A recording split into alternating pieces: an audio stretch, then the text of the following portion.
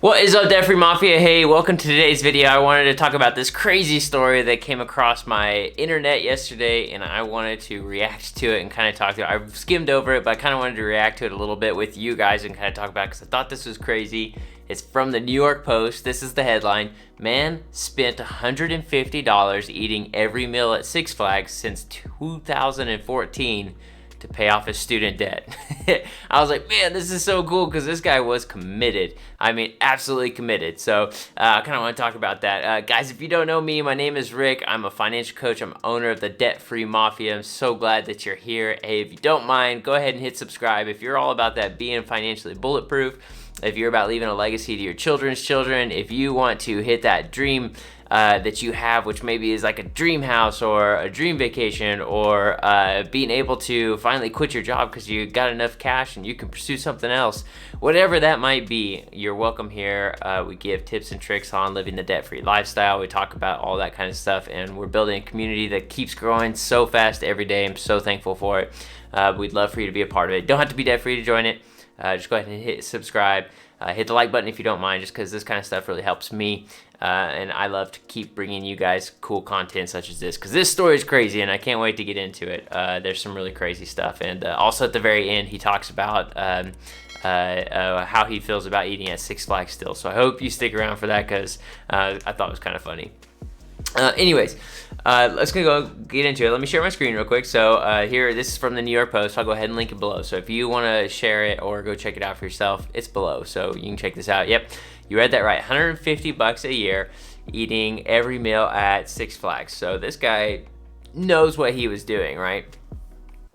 So this guy said that he was hungry for financial flexibility. Can I get an amen for that? Let me know in the comments below if you are hungry for financial flexibility, because I sure know I am. So anyways, his name is Dylan. He shelled out near $150 a year to eat a meal at Six Flags. So his quote says, you can pay around $150 for ultimate year-round access to Six Flags, which includes parking and 2 meals a day. That's a bargain. That's a real bargain.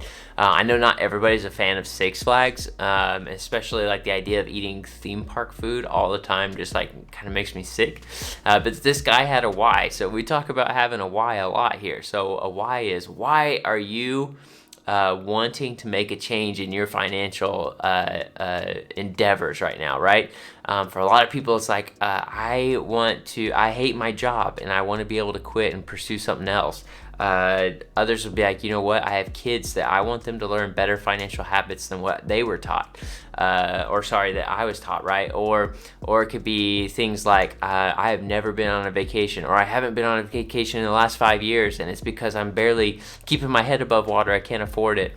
And that's why we talk about having a why. You know, that's kind of one of those things we always have to remind ourselves, why are we making this big change? Well, Dylan really wanted financial flexibility, especially living in California.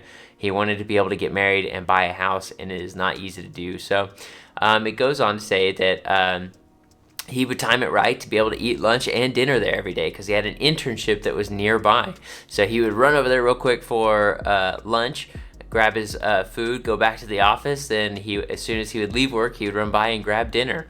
Which I think is pretty crazy. It says that the deal, it doesn't include alcohol, obviously. Most places don't. It says it's listed on the side as $109.99 plus tax. I don't know if that includes the parking and the park access, but that's super affordable for 2 meals a day, pretty much every day they're open. So yeah, 33-year-old electric engineer. So you can imagine he probably did have some decent student loan debt, right? So his goal was to be able to pay that off by saving money eating out. So he says, one of my coworkers, she would spend $1,500 a month eating out.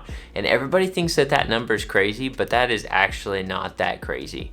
I can't remember exactly. I think the average American right now is spending like $400 or $500 a month eating out. That's the average American. That's the same people that are in Montana as in LA, right? So it's averaging those two people together. A lot of places and a lot of rural places, it's not as high, but in a lot of bigger cities and even suburbs, it's higher. So that's one area where we work really hard to sacrifice and give up for a little while so that we can get out of debt or get an emergency fund going. I'm not against eating out. It's just, one of those things where we need to prioritize it correctly and do it later. So it says that he was like, yeah, I'm not going to go down that road. Let's see. So he said he's estimated eating 2,000 meals. And they come out to around 50 cents a meal since 2014. So talk about big time savings. Now look at this food. Does that look like food that is going to keep you healthy all the time? We got garlic bread with mac and cheese. It looks like some sort of pulled pork or brisket. I think it's pulled pork. And then here's your vegetables, right? Those count. Those count as eating your vegetables, right? He said the first year I didn't think he ever went to the grocery store, which is crazy. He was able to time it to get lunch and dinner like we talked about, and then the whole time he was stashing cash. He said it was crazy. I was saving money, paying off student loans. He said while his pockets were getting fat, so was he. See, that's what we just talked about, right? Eating that apartment or that theme park food sounds terrible. He said the first year the menu was kind of lame.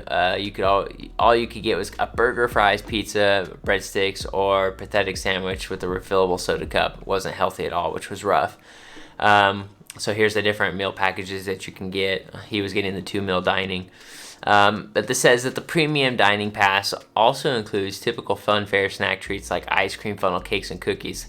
Not good, right? They topple that on top of the unhealthy already food choices. So it says it was getting dangerous. To separate the meal, you couldn't get Dippin' Dots, sundaes, churros, pretzels, all that type of stuff. That's when I started adding weight.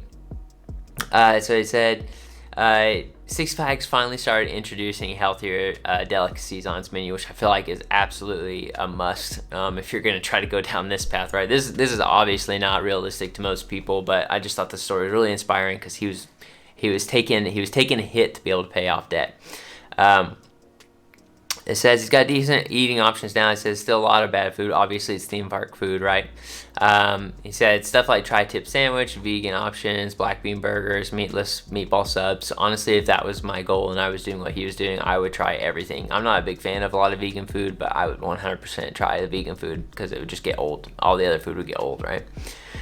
So this is what I thought was also cool too. So he made an effort to start eating lighter and burning calories. So he would take the 5,000 step trip from the Six Flags parking lot over to Hurricane Harbor, which I'm sure is encompassed under the same dining principle, and he would go over there to grab carne asada or some chipotle chicken salad, which is obviously going to be a little bit healthier.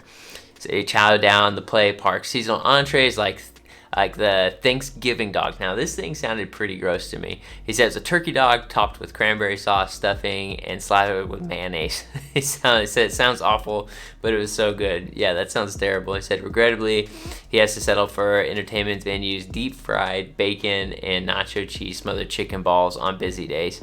He said, I got sick of those chicken balls. He's eaten them around 150 times, 5 balls per meal. That's 750 balls. I could probably do that twice and I'd probably be done, to be honest. There again, another funnel cake. Anyways, he kind of talks about, this is kind of the part I was getting to. This was interesting to me.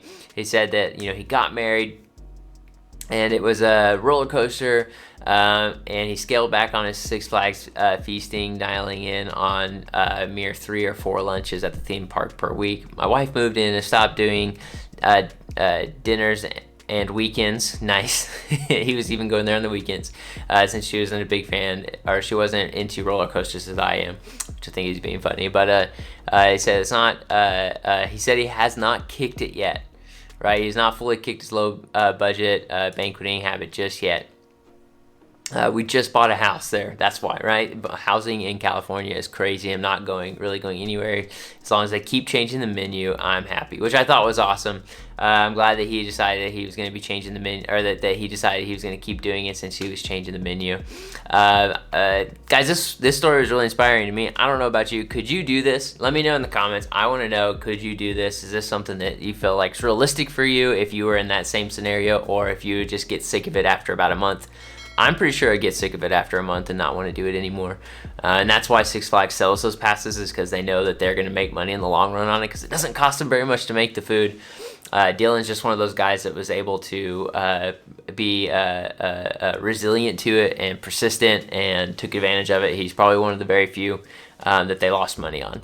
But anyways, guys, let me know. I hope that this was interesting to you as it was for me, because I thought this was just fantastic. The guy really wanted to pay off his debt, and he sacrificed some health for it. So I don't know, is that worth it to you? Let me know in the comments. I appreciate you guys. Again, go ahead, hit subscribe, hit like. Love for you to be a part of the Mafia. So glad you stopped by. Thank you. Have a good one.